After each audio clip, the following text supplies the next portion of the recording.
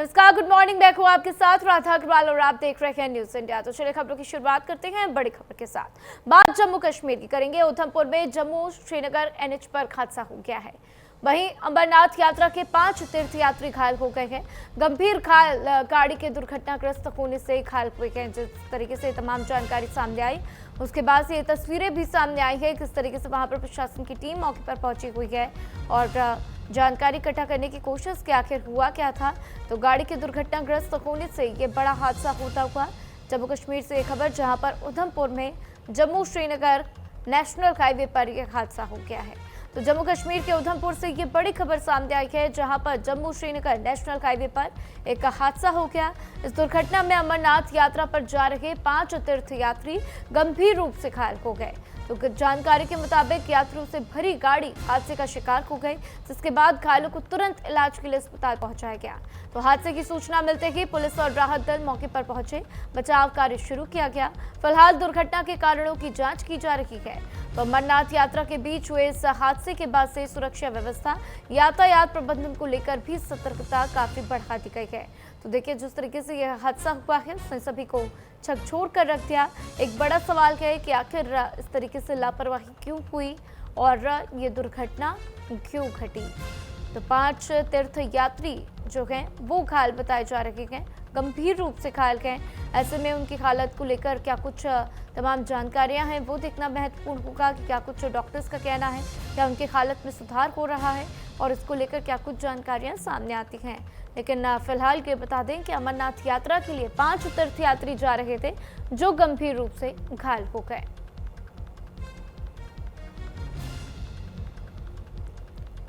तो गाड़ी के दुर्घटनाग्रस्त होने से सभी यात्री वहां पर घायल हो गए हैं।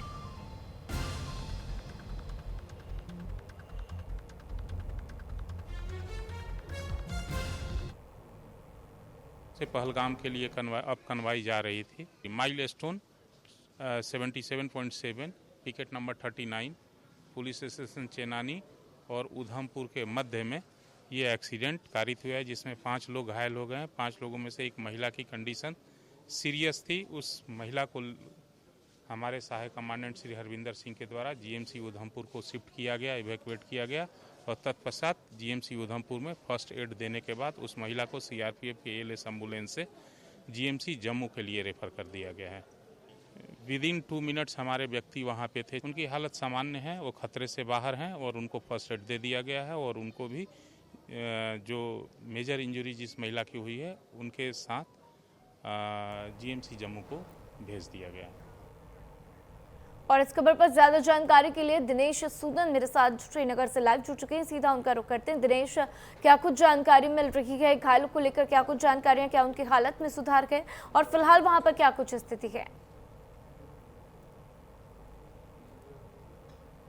सड़क हादसा वहां पर पेश आया है। अपनी गाड़ी से जो है बाबा बर्फानी के दर्शन के लिए रहे थे। इसी दौरान जो है उधमपुर के पास आया है, जिसमें 5 यात्री जो रूप से है, जबकि जी तो 5 यात्री विशेष रूप से घायल हो गए हैं और ऐसे में तमाम तस्वीरें भी आप देख रहे हैं किस तरीके से वहां पर उधमपुर में जम्मू श्रीनगर नेशनल हाईवे पर यह हादसा होता हुआ। मौके पर अधिकारी भी पहुंचे हुए, घायलों का इलाज जारी है और ऐसे में जिस तरीके से हादसा हुआ उसके बाद से और भी ज्यादा सुरक्षा बरतने की बातें चल रही हैं। और देखिए किस तरीके से वहां की ये तस्वीर भी हम देख रहे हैं। उधमपुर में जम्मू श्रीनगर नेशनल हाईवे पर यह बड़ा हादसा होता हुआ नजर आया है।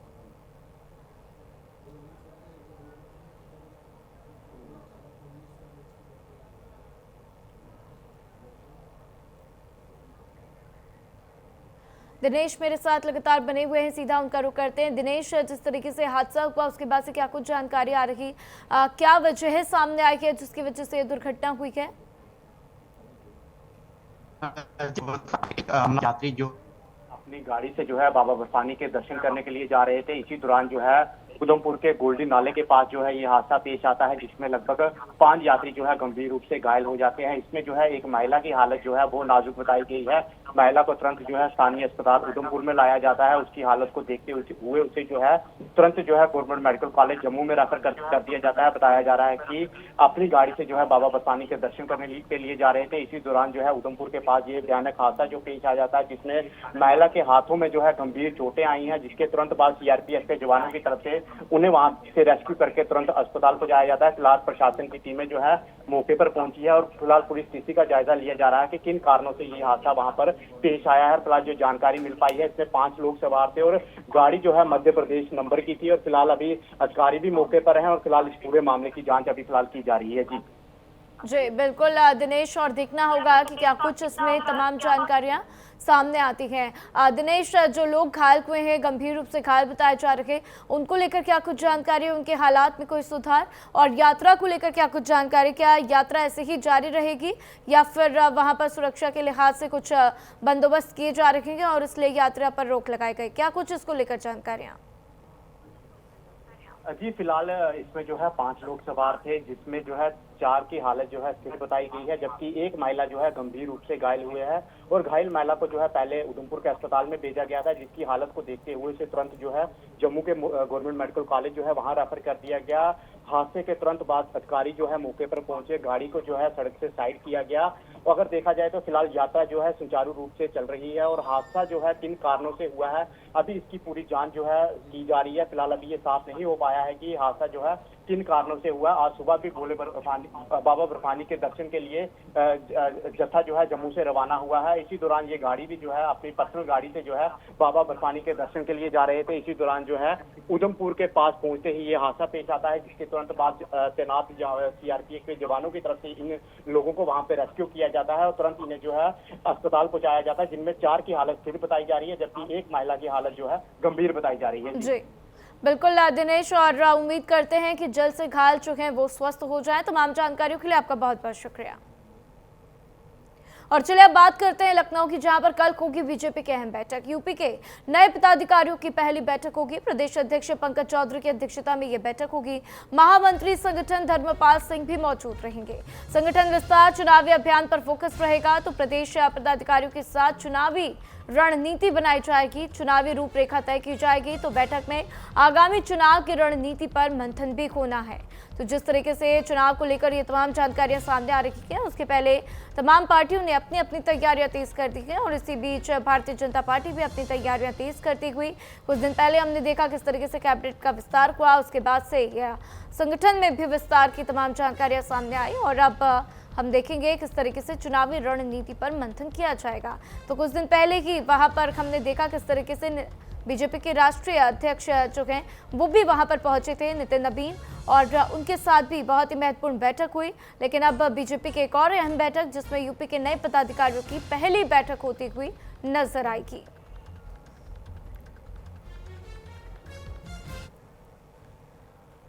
और वहीं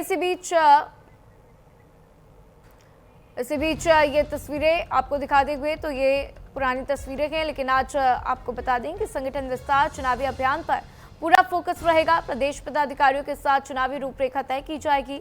लखनऊ मुख्यालय में ये अहम वार्ता होनी है, अहम बैठक होनी है, जहां पर चुनावी रणनीति पर मंथन किया जाएगा। तो 27 की तैयारी लगभग पूरी होती हुई और ऐसे में हर रोज एक महत्वपूर्ण बैठक भारतीय जनता पार्टी की होती हुई नजर आ रही है। और वहीं देखिए, इसी बीच रक्षा मंत्री राजनाथ सिंह का जन्मदिन है। आज सीएम योगी ने राजनाथ सिंह को बधाई दी है। आपका सरल व्यक्तित्व बहुत ही प्रेरणादायक है, ये बात सीएम कहते हुए नजर आए। विनम्र व्यवहार, राष्ट्रहित के प्रति है अटूट समर्पण, ये बात भी सीएम योगी की तरफ से कही गई। तो करोड़ों देशवासियों के लिए प्रेरणा का स्रोत है, करोड़ों देशवासियों के लिए प्रेरणा स्रोत जो है वो राजनाथ सिंह को सीएम योगी ने बताया है। तो प्रभु श्री राम से उत्तम स्वास्थ्य की कामना करता हूँ, दीर्घायु और यशस्वी जीवन की शुभकामनाएं आपको देता हूँ, ये बात सीएम योगी कहते हुए नजर आए हैं। तो देखिए किस तरीके से सीएम योगी आदित्यनाथ की तरफ से तमाम बधाइयां जो हैं आज रक्षा मंत्री राजनाथ सिंह को उनके जन्मदिन पर दी गई है।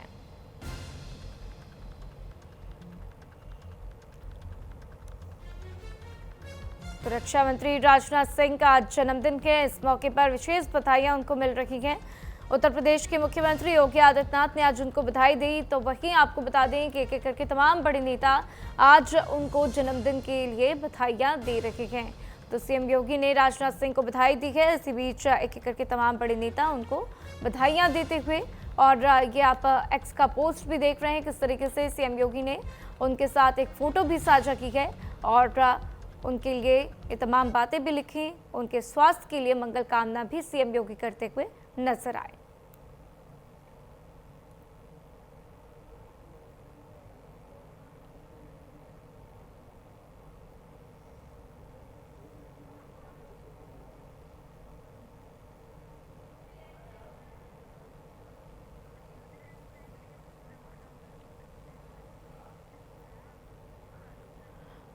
और चलिए अब हम आपको वो तस्वीरें दिखाते हैं जिसमें पीएम मोदी न्यूजीलैंड के लिए रवाना हो रखे हैं। तो पीएम मोदी ऑस्ट्रेलिया के दौरे पर थे, लेकिन इसी बीच ऑस्ट्रेलिया का दौरा उनका पूरा हो चुका है और अब वो न्यूजीलैंड के लिए रवाना हो रखे हैं। ये तस्वीरें सामने आती हुई तो ऑस्ट्रेलिया के साथ द्विपक्षीय वार्ता में बहुत से महत्वपूर्ण विषयों पर चर्चा की गई है। पीएम मोदी का ये दौरा ऑस्ट्रेलिया का बहुत ही खास रहा और अब पीएम मोदी न्यूजीलैंड के लिए रवाना होते हुए, तो ये तस्वीरें आपके साथ साझा करते हुए जिसमें आप देख रहे हैं कि पीएम मोदी न्यूजीलैंड के लिए रवाना हो रहे हैं। तो न्यूजीलैंड का दौरा भी बहुत ही खास रहने वाला है क्योंकि वहां पर भी द्विपक्षीय वार्ता होगी। भारतीय समुदाय के लोगों के साथ पीएम मोदी की मुलाकात होगी और इसी बीच देखना होगा कि द्विपक्षीय वार्ता में किन किन MOUs पर हस्ताक्षर किए जाते हैं। लेकिन इसके पहले उनका ऑस्ट्रेलिया का दौरा भी बहुत ही खास रहा जहां पर तमाम विषयों पर चर्चा की गई और इसी बीच पीएम मोदी को सम्मान भी दिया गया और पीएम मोदी ऑस्ट्रेलिया के प्रधानमंत्री एंथनी अल्बनीज के साथ बहुत ही खास वार्ता भी करते हुए नजर आए हैं। इन दोनों की बहुत ही खास तस्वीरें भी हमने देखी इन दौरों के बीच और खास बैठकें भी हुई हैं।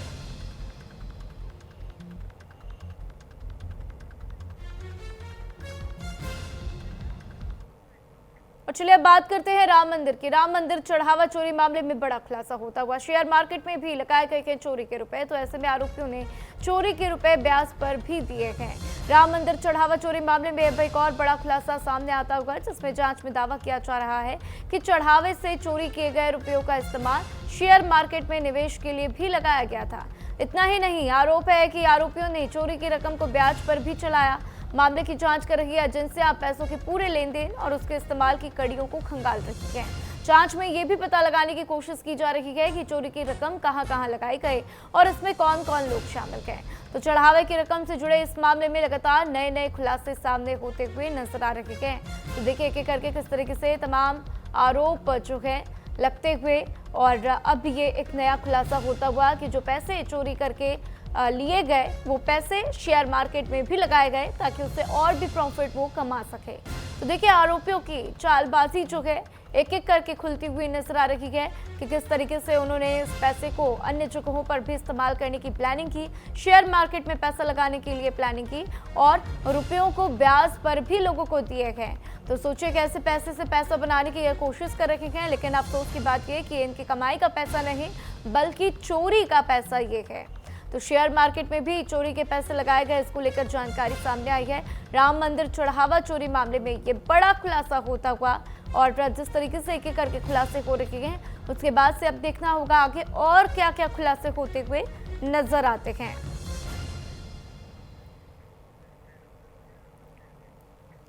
और वहीं इसी मामले पर एक और बड़ी खबर आपको बता दें, चंपत राय समेत 3 बड़े ट्रस्टियों की आईडी बंद कर दी गई है।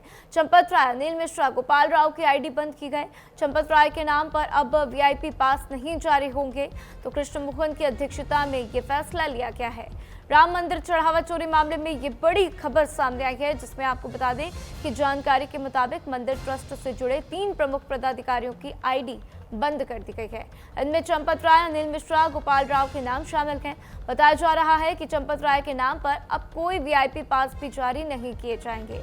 तो ये फैसला कृष्ण मोहन की अध्यक्षता में एक बैठक में लिया गया। मामले के सामने आने के बाद से मंदिर प्रशासन और ट्रस्ट से जुड़े स्तरों पर लगातार कार्रवाई की जा रही है। हालांकि इस फैसले को लेकर आधिकारिक स्तर पर विस्तृत जानकारी का इंतजार है। चढ़ावे की रकम से जुड़े हुए मामले में जांच और आगे की कार्रवाई जारी कर दी गई है। तो देखिए किस तरीके से एक के बाद एक ये बड़ी बड़ी जानकारियां सामने आते हुए कि किस तरीके से अब चंपत राय समेत 3 बड़े ट्रस्टियों की आईडी बंद कर दी गई है। चंपत राय, गोपाल राव और अनिल मिश्रा की आईडी को बंद कर दिया।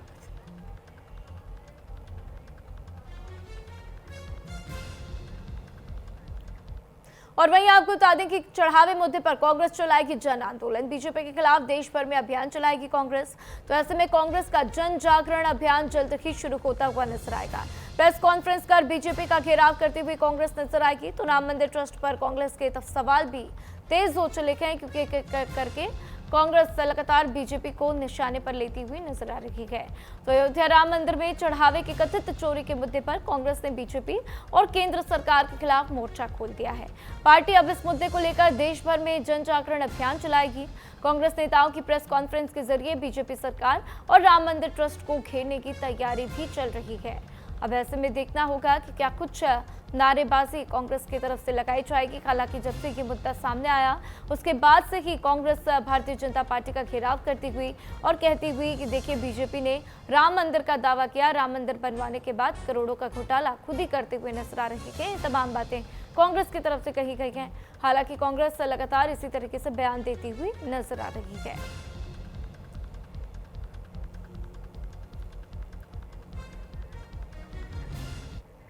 और वहीं चलिए अब खबरों में आगे बढ़ते हैं, बात करते हैं केतन अग्रवाल हत्याकांड की। इससे जुड़ी बड़ी खबर आपको बता दें कि केतन के पिता ने राष्ट्रपति को चिट्ठी लिखी है। फास्ट ट्रैक कोर्ट में सुनवाई की मांग की है। बेटे के लिए इंसाफ चाहिए, केतन के पिता की तरफ से ये कहा गया। तो केतन अग्रवाल हत्याकांड में पीड़ित के पिता विशाल अग्रवाल ने राष्ट्रपति द्रौपदी मुर्मू को पत्र लिखकर त्वरित जांच और शीघ्र न्याय की मांग की है। एक ईमेल में उन्होंने कहा कि केतन की मृत्यु और उसके बाद 20 दिनों के भीतर शोक के कारण उनके पिता की मृत्यु से परिवार पूरी तरह से टूट गया है। उन्होंने मामले की त्वरित सुनवाई के लिए अपील की है और आग्रह किया है कि आरोपी को कानून के तहत कड़ी से कड़ी सजा दी जाए। ये कहते हुए कि न्याय में देरी से पीड़ितों के परिवारों की पीड़ा और भी बढ़ जाती है। राष्ट्रपति के सचिव को भेजे गए अपने ईमेल में केतन के पिता ने कहा, मैं ये ईमेल अपने दर्द और उम्मीद से भरे दिल से लिख रहा हूँ। मैं एक व्यापारी या प्रभावशाली व्यक्ति के रूप में नहीं लिख रहा हूँ। मैं सिर्फ एक बाप हूँ जो अपने बेटे के लिए इंसाफ मांग रहा है। आप सोचिए उस पिता पर क्या गुजर रही होगी जिसने अपने बेटा खोया है और साथ ही अपने पिता को भी खो दिया है।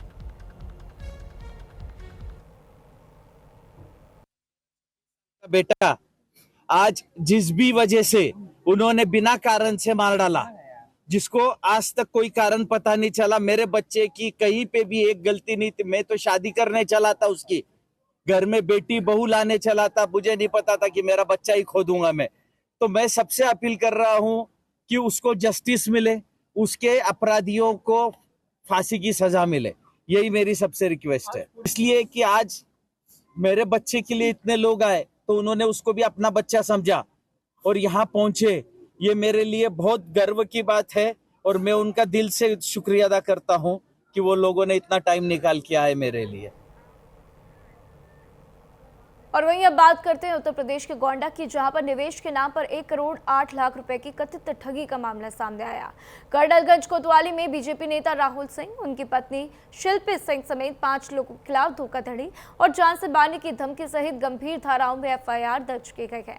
शिकायतकर्ताओं का आरोप है कि मोटे मुनाफे का भरोसा दिलाकर उनसे निवेश कराया गया और शुरुआत में कुछ भुगतान कर विश्वास भी जीता गया, लेकिन बाद में रकम लौटाने में ताल मटोल शुरू हो गई। अब पुलिस बैंक खातों, लेन देन और पूरे नेटवर्क की जांच में जुटी हुई है। वहीं नवंबर 2025 में केंद्रीय विदेश राज्य मंत्री और गोंडा सांसद कीर्तिवर्धन सिंह के निर्देश पर मांगी गई रिपोर्ट के बाद इस मामले की पड़ताल को और भी ज्यादा तेज कर दिया गया है।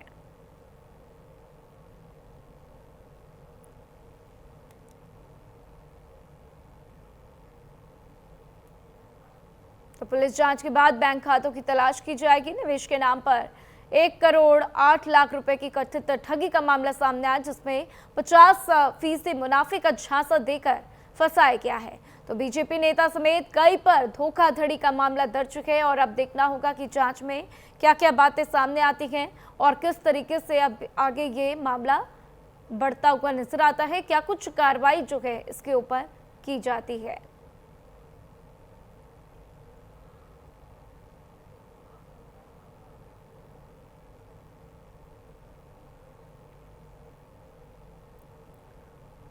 करनालगंज कोतवाली थाने में इस पूरे मामले को दर्ज कर लिया गया है। मोटे रिटर्न का लालच निवेशकों ने दर्ज कर दी है शिकायत। और ऐसे में अब देखिए आगे क्या कुछ अपनी सफाई में बयान जो हैं बीजेपी नेता की तरफ से भी दिए जाते हैं, क्योंकि जिस तरीके से लालच और झांसा देने की बातें सामने आ रही हैं, उसके बाद से बहुत से सवाल उठते हुए कि आखिर ऐसा क्यों किया गया है। और अब देखना होगा कि बीजेपी नेता समेत जिन पर धोखाधड़ी का मामला दर्ज किया गया है उनके तरफ से क्या कुछ सफाई दी जाती है, पुलिस आगे क्या कुछ कार्रवाई करती हुई नजर आती है।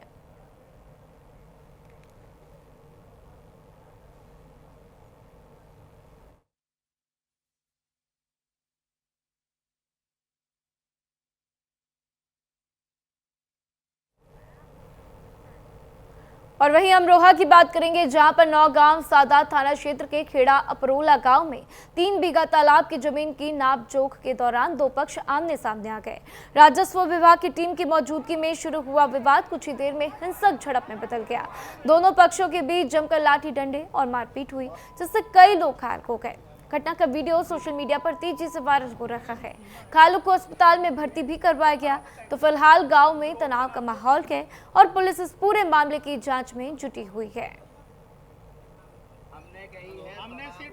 देखिए किस तरीके से 2 पक्षों में ये भिड़ंत हो जाती है। जमीन विवाद में कई लोग घायल हो जाते हैं। आपस में मारपीट की ये तस्वीरें देखने को मिली हैं। तो गाँव में भारी तनाव, पुलिस जाँच में जुटी हुई, एक दूसरे के ऊपर चप्पलों से वार करते हुए नजर आ रही है। ईंटें भी चलाए गए हैं और देखिए किस तरीके से गाड़ियों में तोड़फोड़ की गई है।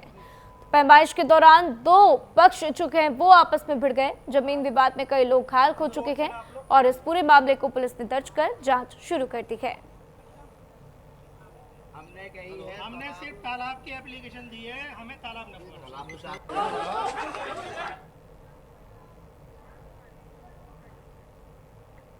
और वहीं हाजीपुर में शराब तस्करी का बड़ा खुलासा हुआ है। ट्रक से 6132 लीटर विदेशी शराब बरामद की गई। जीरा पानी की बोतलों के नीचे शराब छिपी हुई थी। शराब की कीमत करीब 50 लाख रुपए बताई जा रही है। तो बिहार के हाजीपुर में शराब तस्करी के खिलाफ पुलिस को बड़ी कामयाबी हाथ लगी। वैशाली पुलिस और मद्य निषेध विभाग की तरफ से संयुक्त कार्रवाई करते हुए ऑपरेशन नीलकंठ के तहत एक शराब से भरा ट्रक पकड़ा गया। गुप्त सूचना के आधार पर सदर थाना क्षेत्र में हुई छापेमारी में ट्रक से 6132 लीटर विदेशी शराब बरामद की गई। तस्करों ने शराब को छिपाने के लिए ट्रक के ऊपर जीरा पानी की बोतलें रखी थी। तो बरामद शराब की अनुमानित कीमत करीब 50 लाख रुपए बताई जा रही है। तो पुलिस के मुताबिक कार्रवाई के दौरान ट्रक चालक और खलासी मौके से फरार हो गए। दोनों शराब माफियाओं की पहचान कर ली गई है और उनकी गिरफ्तारी के लिए छापेमार कार्रवाई भी जारी है। तो हाजीपुर में शराब तस्करी का ये बड़ा खुलासा होता हुआ, जहां पर जीरा पानी की बोतलों के नीचे 6132 लीटर शराब छिपी हुई थी।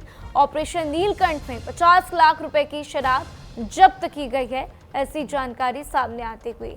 और अब आगे क्या कार्रवाई पुलिस की तरफ से की जाएगी वो बेहद महत्वपूर्ण है। आप देखिए कहीं से भी नहीं लगेगा कि ट्रक में नीचे शराब छिपाई गई है, लेकिन ऊपर जो जीरा पानी रखा हुआ है उसके नीचे 6132 लीटर शराब छिपाई गई।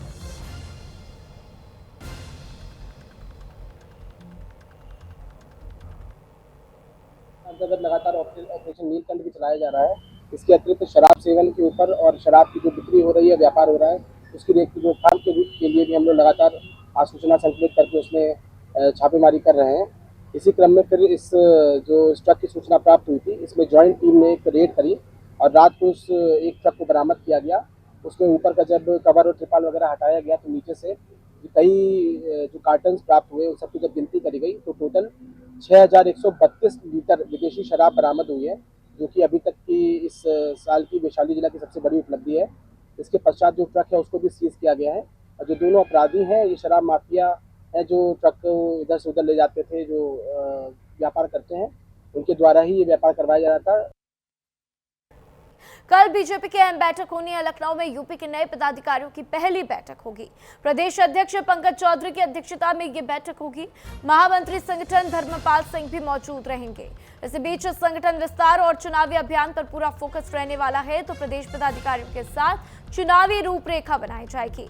बैठक में आगामी चुनाव की रणनीति पर मंथन किया जाएगा। तो ये खबर बहुत ही महत्वपूर्ण है, क्योंकि देखिए जिस तरीके से 27 के चुनावों को लेकर रणनीति एक एक करके बनाई जा रही है, उस लिहाज से ये बैठक बहुत ही मजबूती के साथ देखना होगा क्या फैसले इसमें लिए जाएंगे। तो कल चुनावी रणनीति पर एक बार फिर से फोकस होगा। कुछ दिन पहले ही नितिन नवीन वहां पर पहुंचे थे, तो नितिन नवीन की अध्यक्षता में भी एक बहुत ही महत्वपूर्ण बैठक हुई थी और उसके पहले की हमने देखा किस तरीके से संगठन को विस्तार दिया गया। साथ ही उसके पहले हमने देखा कि कैबिनेट का भी विस्तार हुआ और अब एक एक करके जिस तरीके से तमाम बैठकें हो रही हैं, उसमें साफ तौर से ये रणनीति बनाई जा रही कि कैसे आगे बढ़ना है, किस तरीके से हर लेवल पर, बूथ लेवल पर काम करना है।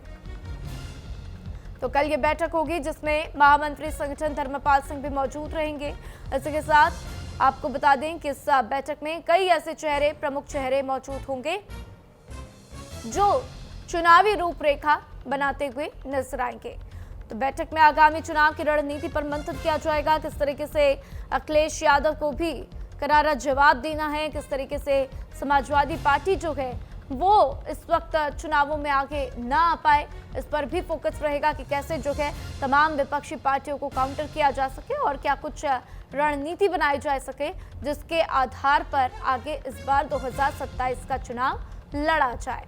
तो बीजेपी के लिए यूपी बेहद महत्वपूर्ण है। हमने देखा किस तरीके से 2017 में बीजेपी की सरकार बनती हुई नजर आई, 2022 में भी भारतीय जनता पार्टी की सरकार बनी, लेकिन 2024 में लोकसभा चुनावों के जो परिणाम थे उन्होंने सभी को हिला कर रख दिया। खासतौर से बीजेपी को एक बड़ा झटका लगा उस परिणाम से और भारतीय जनता पार्टी जाहिर सी बात है नहीं चाहेगी कि 2027 के चुनावों में ऐसी कोई भी गलती हो, ऐसी कहीं कोई दिक्कत आए जहां पर बीजेपी का मैंडेट जो है वो बिगड़ता हुआ नजर आए, वो बदलता हुआ नजर आए। हालांकि अब देखना होगा कि क्या रणनीति ऐसी सेट होगी जिससे आगे भारतीय जनता पार्टी फायदा ले पाए।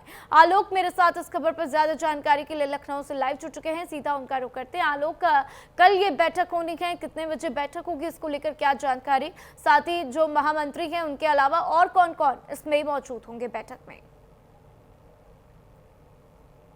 तो भारतीय जनता पार्टी की प्रदेश कार्यकारिणी जो बैठक होगी कल महत्वपूर्ण बैठक मानी जा रही है। ये माना जा रहा है कि लगभग 10 बजे ये बैठक शुरू होगी। इस बैठक में जो प्रदेश अध्यक्ष है पंकज चौधरी, संगठन मंत्री धर्मपाल सिंह के अलावा जो भी क्षेत्रीय अध्यक्ष बनाए गए 6 क्षेत्रों के वो होंगे, उपाध्यक्ष शामिल होंगे, महामंत्री शामिल होंगे, मंत्री शामिल होंगे। इन सबके बीच मंथन होगा और कल इस बात पर भी मुहर लग सकती है कि जो तमाम मोर्चे बनाने हैं भारतीय जनता पार्टी को उत्तर प्रदेश में, जिनको 2027 में अहम जिम्मेदारियां देनी है, उनके नाम की भी घोषणा कल की जा सकती है। तो चुनावी लिहाज से ये बैठक काफी महत्वपूर्ण मानी जा रही है। साथ ही जीत का मंत्र भी दिया जा सकता है, अनुशासन का भी मंत्र दिया जा सकता है। बाहर पार्टी से जो दूसरी पार्टी से लोग भारतीय जनता पार्टी में शामिल हो रहे हैं उनके साथ कैसा व्यवहार करना है, इस बात की भी चर्चा हो सकती है। चूंकि नितिन नवीन जब आए हुए थे 5 जुलाई को उत्तर प्रदेश में जब आखिरी बैठक करके गए तो स्पष्ट तौर पर उन्होंने निर्देश दिया था कि सबका सम्मान होना चाहिए, पार्टी में चाहे जो भी हो, बूथ स्तर से लेकर प्रदेश अध्यक्ष तक सबका सम्मान होना चाहिए। दूसरी बाहर की पार्टियां जो लोग आ रहे हैं उनका भी सम्मान होना चाहिए। इस लिहाज से अब पंकज चौधरी पूरी तरह से चुनावी मोड में आ चुके हैं। चूंकि पूर्वांचल के तमाम जिलों का दौरा पंकज चौधरी लगातार कर रहे हैं। कल जब अहम बैठक होगी, बैठक में कई सारे बिंदु जब सामने निकल के आएंगे, पुराने जो चेहरे हैं, कई ऐसे चेहरे हैं जिनको अहम जिम्मेदारियां भी दी जा सकती हैं चुनाव को लेकर। तो पंकज चौधरी फिलहाल उत्तर प्रदेश में तीसरी बार भारतीय जनता पार्टी की सरकार बनाने के लिए जद्दोजहद जो करनी पड़ रही, चूंकि एंटी इनकम्बेंसी भी एक बड़ी बात हो सकती है भारतीय जनता बिल्कुल पार्टी। आलोक, आगे भी हम इस पर जानकारी लेंगे, लेकिन इसी बीच जो है एक बहुत बड़ी प्रेस कॉन्फ्रेंस होती हुई बसपा की सुप्रीमो मायावती जो है इस वक्त क्या कुछ कह रहे हैं प्रेस कॉन्फ्रेंस में, सुनिए। संघर्ष आदि भी कानूनी दायरे के अंदर रहकर ही करना है और यदि मामला अदालत में जाता है और निचली अदालत में इंसाफ नहीं मिलने पर फिर इनको आगे सर्वोच्च अदालत में जाना चाहिए। ये सब व्यवस्था भारतीय संविधान में है, ना कि इसके लिए जिला मेरठ, जिला सहारनपुर, जिला प्रयागराज व जिला हरदोई आदि की तरह तथा आए दिन देश के अन्य राज्यों में भी सड़कों पर उतरना है। और जो भी ऐसे संगठन व पार्टियां आदि अपने संकीर्ण राजनीतिक स्वार्थ के लिए इन वर्गों के दुखी व पीड़ित लोगों को भड़काकर व गुमराह करके उन्हें सड़कों पर उतारती है और करते ये हैं ये लोग, ये जो विभिन्न पार्टियां हैं, संगठन हैं, उन्हें सड़कों पर उतारती है दुखी पीड़ित लोगों को भड़काकर गुमराह करके।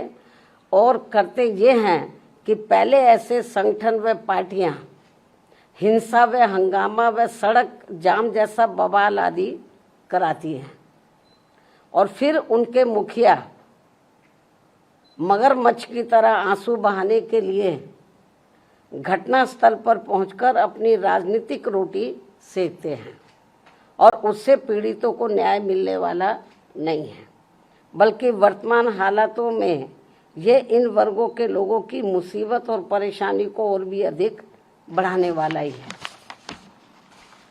ऐसे में अपनी समस्याओं का हल परम पूज्य बाबा साहब डॉक्टर भीमराव अंबेडकर के बताए गए सही व शांतिपूर्ण रास्ते पर, अर्थात अपनी एकजुटता एवं अपने वोट की ताकत से सत्ता की मास्टर चाबी प्राप्त करना है, जो लाख दुखों की बस एक ही दवा है और जिसके लिए बीएसपी लगातार तत्पर व प्रयासरत भी है तथा इस मार्ग से बिल्कुल भी नहीं भटकना है।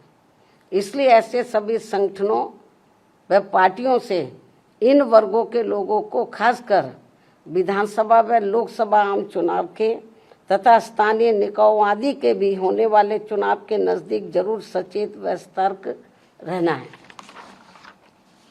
वैसे भी वर्तमान हालातों में इन वर्गों के लोगों को पूना पैक्ट व तथागत गौतम बुद्ध के उपदेशों आदि से भी बहुत कुछ सबक सीखने की जरूरत है। यही मेरी सलाह व पुरजोर अपील भी है। धन्यवाद। जय भीम व जय भारत।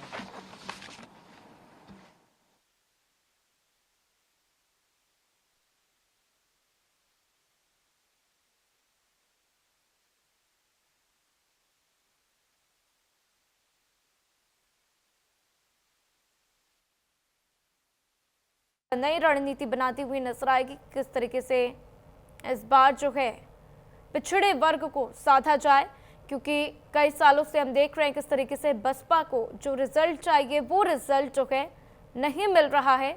और इस बार क्या कुछ उनकी रणनीति होगी वो बेहद खास होगी, बेहद महत्वपूर्ण होगी और किस तरीके से वो रणनीति बनाती हैं ये देखना बेहद महत्वपूर्ण होगा।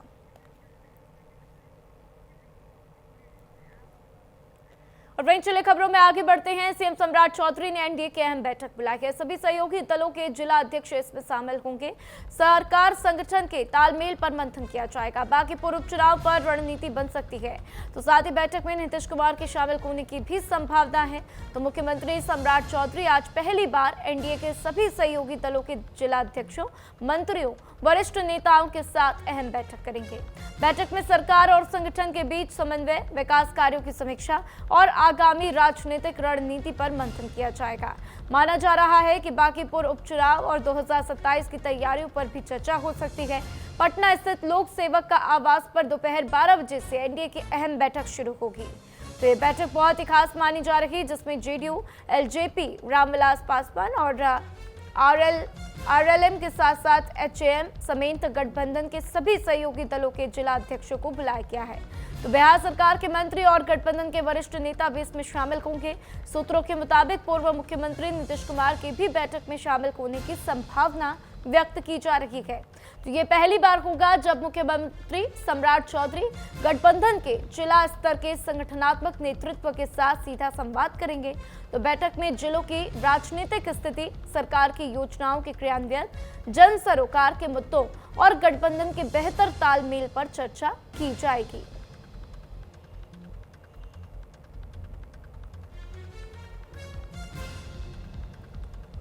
तो देखिए ये बैठक जो है बहुत ही खास मानी जा रही है। सम्राट चौधरी इस बैठक में मौजूद रहेंगे। इस बैठक में कौन कौन शामिल होगा, चलिए हम आपको ये भी बताते हैं। तो जेडीयू की तरफ से तमाम विधायक जो हैं मौजूद होंगे। संगठन के विस्तार में जो लोग भी इसमें शामिल होते हुए नजर आएंगे। उनका रोल बहुत ही महत्वपूर्ण होता है और ऐसे में एलजेपीआर की तरफ से भी तमाम लोग इसमें शिरकत करेंगे। एचएएम आरएलएम से भी पार्टी से तमाम कार्यकर्ता शामिल होते हुए नजर आएंगे। तो कुल मिलाकर एनडीए दल के जितने भी सहयोगी हैं वो इस बैठक में मौजूद नजर आएंगे। तो बैठक का एजेंडा क्या है, चलिए हम आपको बताते हैं। विकास योजनाओं की समीक्षा करना, जिलों का नया फीडबैक लिया जाएगा। जिलों का फीडबैक लेने के साथ साथ क्या कुछ नया किया जा सकता है, इस पर फोकस रहने वाला है। तो गठबंधन में बेहतर तालमेल पर भी चर्चा होगी, क्योंकि जाहिर सी बात है कि जब गठबंधन में सरकार चलती है तो आपस में तालमेल बनाना वो बहुत ही महत्वपूर्ण होता है और इसी को लेकर ये बैठक बुलाई गई है। तो चुनावी रणनीति पर भी पूरा फोकस रह सकता है, जिसमें कि बांकीपुर में उपचुनाव होने हैं, इस पर चर्चा संभव बताई जा रही है। तो एनडीए की आगे की रणनीति क्या होगी, जमीनी स्तर पर एकजुटता का संदेश देने की भी कोशिश की जाएगी। तो पहली बार सीधा संवाद करते हुए मुख्यमंत्री सम्राट चौधरी नजर आएंगे। जिला नेतृत्व से सीएम की यह पहली बैठक है, तो सभी सहयोगी दलों के जिला अध्यक्ष इसमें शामिल होंगे। संगठनात्मक मजबूती पर चर्चा होगी। कार्यकर्ताओं तक सरकार का संदेश पहुंचाने की भी तैयारी है। तो देखिए, ये बैठक बहुत ही खास मानी जा रही है और इस बैठक का उद्देश्य भी साफ है कि किस तरीके से आपस में तालमेल बैठाना, किस तरीके से आगे चुनाव को लेकर फोकस करना, और इसी को लेकर ये तमाम बैठक होती हुई नजर आएगी।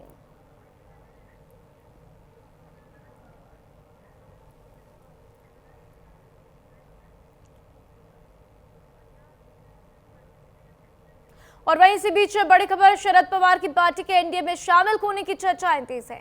शरद पवार की सीएम फडणवीस और एकनाथ शिंदे से मुलाकात। तो 7 जुलाई को देवेंद्र फडणवीस से शरद पवार मिले। 8 जुलाई को डिप्टी सीएम एकनाथ शिंदे से भी पवार मिले गए और ये चर्चाएं अब तेज हो चली है। तो देखिए किस तरीके से शरद पवार की पार्टी एनसीपी के एनडीए में शामिल होना या कांग्रेस में विलय की अटकलें हैं। हालांकि पार्टी के प्रदेश अध्यक्ष शशिकांत शिंदे ने इन सभी चर्चाओं को अफवाह बता दिया है। सूत्रों के मुताबिक शरद की पार्टी के नेता एनडीए में शामिल के फेवर में बिल्कुल भी नहीं है। कुछ नेताओं ने इस पर असहमति भी जता दी है। तो पोता रोहित पवार इस फैसले के खिलाफ हैं। दरअसल इन अटकलों को उस समय और बल मिला जब शरद पवार ने महाराष्ट्र कर्नाटक सीमा विवाद पर 8 जुलाई को मुंबई में विधानसभा में मीटिंग हुई थी। इसके बाद से पवार ने डिप्टी सीएम एकनाथ शिंदे के कमरे में अपनी पार्टी के विधायकों के साथ मुलाकात की और इसीलिए इन चर्चाओं को एक बार फिर से यहाँ पर हवा मिलती हुई। और देखिए, ये चर्चाएं पहली बार नहीं है, इसके पहले भी हमने देखा है। 2 साल पहले भी ऐसी चर्चाएं हुई हैं कि शरद पवार जो है एनडीए का दामन थाम सकते हैं। लेकिन क्या ये सिर्फ चर्चाएं हैं या फिर ये सच साबित होती हुई नजर आएंगी, ये देखना बहुत ही महत्वपूर्ण होगा। तो देखिए, जिस तरीके से शरद पवार शिंदे की मुलाकात हुई है उसके बाद ये अटकलें तेज हो गई हैं। तो मुलाकात पर कांग्रेस ने सवाल उठा दिए हैं।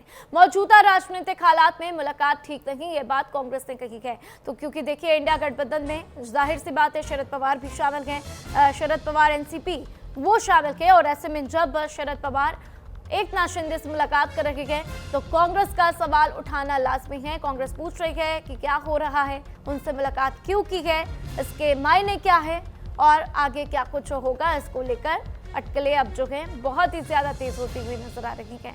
तो देखिए, पहले भी इस तरीके की मुलाकातें हुई हैं जिनको लेकर चर्चाएं तेज रही हैं, लेकिन शायद ऐसी भी बातें सामने आई थी कि जो आपस में तालमेल है वो नहीं बैठ पा रहा। जिस तरीके से सीटों को लेकर बातचीत हुई थी और पदों को लेकर बातचीत हुई थी, वो तालमेल नहीं बैठ पा रहा था और इसीलिए शरद पवार ने एनडीए का दामन नहीं थामा।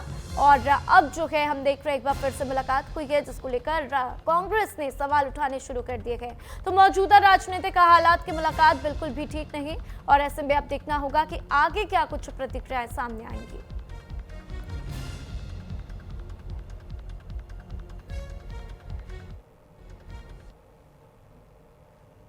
नहीं होते, सरकार है, कुछ काम होते हैं, कोई सदिच्छा भेंट हो सकती है, तो उसमें एकदम कोई ऐसी बात देखना कि कोई बड़ा हड़कंप बचने वाला है, मैं नहीं समझता ठीक है।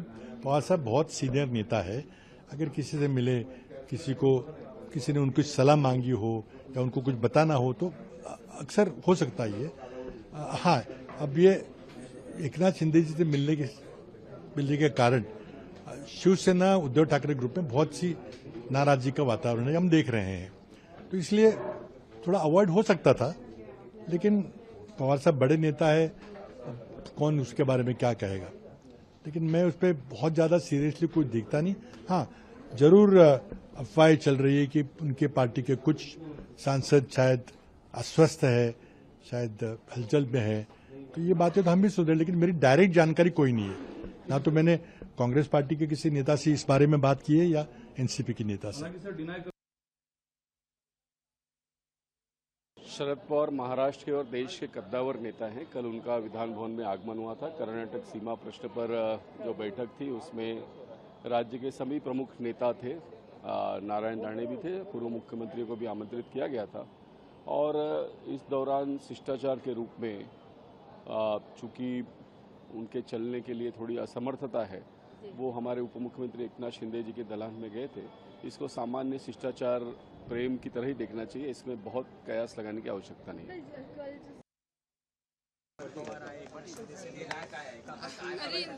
एनडीए में ज्वाइन होने के शरद पवार किस तरह से देख रहे हो? खासदार को टच में है? नहीं, ये देखो, हम 8 सांसद लोकसभा के लगा, किसी के टच में कोई नहीं है। अभी तो कोई मालूमात नहीं है, कुछ नहीं है, खाली मीडिया के बाद मीडिया में मैं सुन रहा हूँ।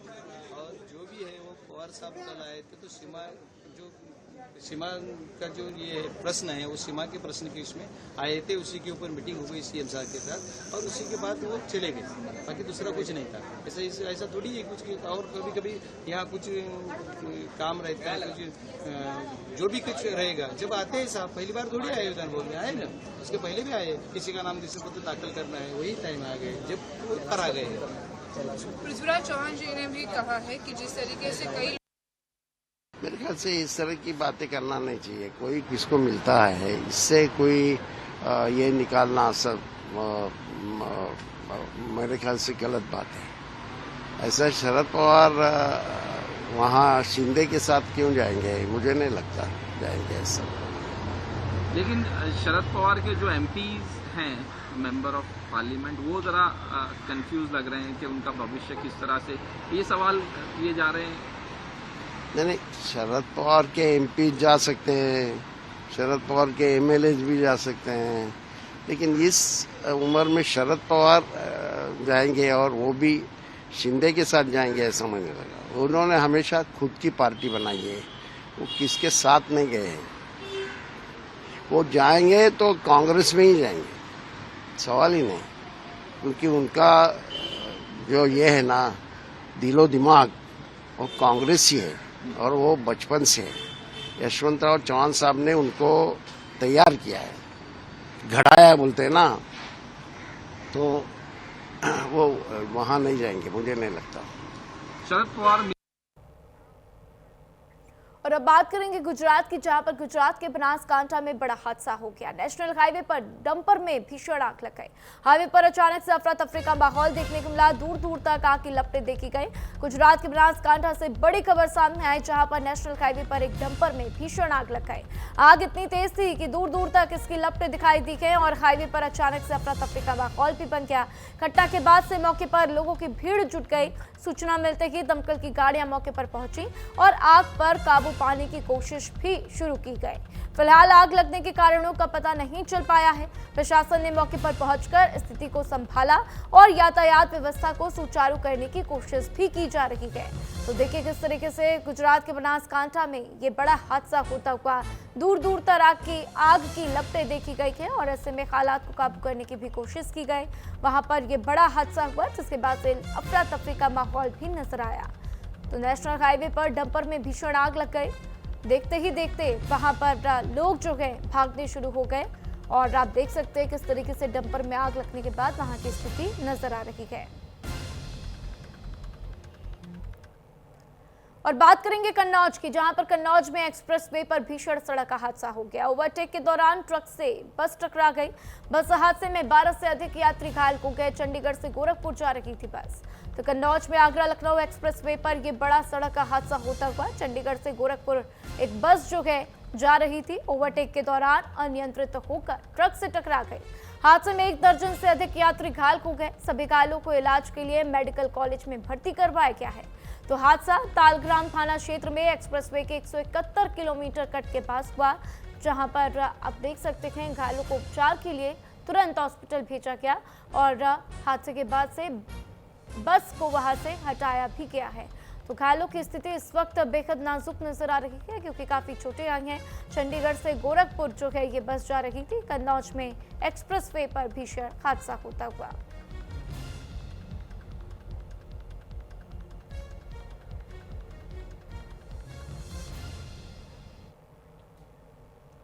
और वहीं पटना एचसी का शराबबंदी मामले में अहम फैसला आता हुआ। तो पटना हाईकोर्ट की तरफ से आपको बता दें फैसले दिए गए हैं जिसमें ब्रेथ एनालाइजर टेस्ट को अकेला आधार नहीं माना जाएगा। शराब सेवन साबित करने को लेकर वैज्ञानिक जांच बेहद जरूरी है। तो मोतिहारी पुलिसकर्मी की बर्खास्तगी रद्द कर दी गई है। बिहार में शराबबंदी कानून को लेकर पटना हाई कोर्ट ने अहम फैसला सुना दिया है जिसमें मोतिहारी में एक पुलिसकर्मी की बर्खास्तगी के मामले में कोर्ट ने कहा सिर्फ ब्रेथ एनालाइजर टेस्ट के आधार पर शराब सेवन साबित नहीं किया जा सकता है। हाईकोर्ट ने माना कि शराब पीने की पुष्टि के लिए ब्लड या फिर यूरिन टेस्ट जैसे वैज्ञानिक साक्ष्य भी जरूरी है। इसी आधार पर कोर्ट ने पुलिसकर्मी की बर्खास्तगी के आदेश को रद्द कर दिया। पुलिसकर्मी का पक्ष था कि गिरफ्तारी के समय वह ऐसी दवा ले रहा था जिसकी वजह से शराब जैसी गंध आ रही थी। आमतौर पर ऐसा होता है, अगर आप होम्योपैथिक दवा का सेवन कर रहे हैं तो कई बार ऐसे गंध आती है जैसे लगता है कि आपने शराब का सेवन किया है। और इसी बात को भी देखते हुए कोर्ट की तरफ से ये फैसले लिए गए हैं। तो मामले में कोर्ट ने वैज्ञानिक जांच के महत्व को रेखांकित किया है और ऐसे में अब अगर ब्रेथ एनालाइजर टेस्ट में ये पता चलता है कि आपने शराब पी है तो सिर्फ इसी को साक्ष्य नहीं माना जाएगा बल्कि आपका यूरिन टेस्ट और आपका ब्लड टेस्ट भी होगा और उसके बाद से ही ये क्लियर होगा कि आपने शराब पी थी या आपने शराब नहीं पी थी। तो देखिए जिस तरीके से एक घटना हुई जिसमें एक पुलिसकर्मी को बर्खास्त कर दिया गया था मोतिहारी में शराब पीने की वजह से, उस पर जो है कोर्ट की तरफ से ये फैसला दिया गया है। इस खबर पर ज्यादा जानकारी के लिए संजीव राय फोन लाइन पर जुड़ चुके हैं, सीधा उनका रुख करते हैं। संजीव, पुलिस की तरफ से, पुलिसकर्मी की तरफ से अपनी सफाई में ये बात कही गई कि वो एक ऐसी दवा का सेवन कर रहा था जिसकी वजह से ऐसी गंध आई। वो दवा क्या थी, क्या उसके कुछ मेडिकल रिपोर्ट्स ऐसे हाथ लगे हैं, क्योंकि हाईकोर्ट की तरफ से ये बहुत बड़ा आदेश अब दे दिया गया है? देखिए, बिहार में शराबबंदी के बीच ये जो फैसला आया है हाईकोर्ट का, बिहार में शराबबंदी की कोशिश लगातार सरकार कर रही है कि बेहतर तरीके से इसे लागू किया जाए, लेकिन इसमें कई सारी जो खामियां आ रही है या फिर कई सारी चीजें हैं, कई निर्दोष लोग भी इसमें फंसते हैं। तो इसको लेकर जो मोतिहारी एक पुलिसकर्मी की बर्खास्तगी का मामला है, हाईकोर्ट ने ये कहा है कि ब्रेथ एनालाइजर टेस्ट के आधार पर यह साबित नहीं किया जा सकता कि किसी ने शराब पी है। तो शराब सेवन की पुष्टि के लिए जो है ब्लड टेस्ट ये जो है एक वैज्ञानिक साक्ष्य माना गया है और इसको जरूरी भी माना गया। तो इसी आधार पर इस पूरे मामले में संज्ञान लेते हुए और इस पर जो है कार्रवाई हुई है। और ऐसे में देखिए पुलिसकर्मी की जो बर्खास्तगी की बात है तो निश्चित तौर पर ये पूरा मामला कह सकते हैं एक बड़ा मामला था और इस पर पूरे मामले पर जब हाईकोर्ट ने संज्ञान लिया है तो ये कार्रवाई हुई है। बिल्कुल संजीव, अब कोर्ट की तरफ से जब इस तरीके का फैसला दिया गया तो अब उसके बाद से सवाल ये भी बनता है कि क्या जब ट्रैफिक का नियम जो लगाए गए हैं, जब हम देखते हैं कि ट्रैफिक का पुलिस जो है लोगों को चेक करती है कि किसी ने शराब पी है नहीं पी है, ड्रंक एंड ड्राइव का मामला है या नहीं है, तो वहां पर भी ये मामला बहुत ही संवेदनशील हो जाता है कि ब्रेथ एनालाइजर टेस्ट से ही ये बात आरोप सिद्ध हो जाते हैं कि फलाने ने शराब पी है या नहीं पी है। अब इसको लेकर भी हालांकि देखना होगा आगे किस तरीके से बातें सामने आएंगी और क्या कुछ फैसले होंगे। मेरे साथ तमाम जानकारियों के लिए आपका बहुत बहुत शुक्रिया संजीव। इसी के साथ फिलहाल इस बुलेटिन में इतना ही। खबरों का सिलसिला लगातार जारी है, देखते रहिए न्यूज़ इंडिया।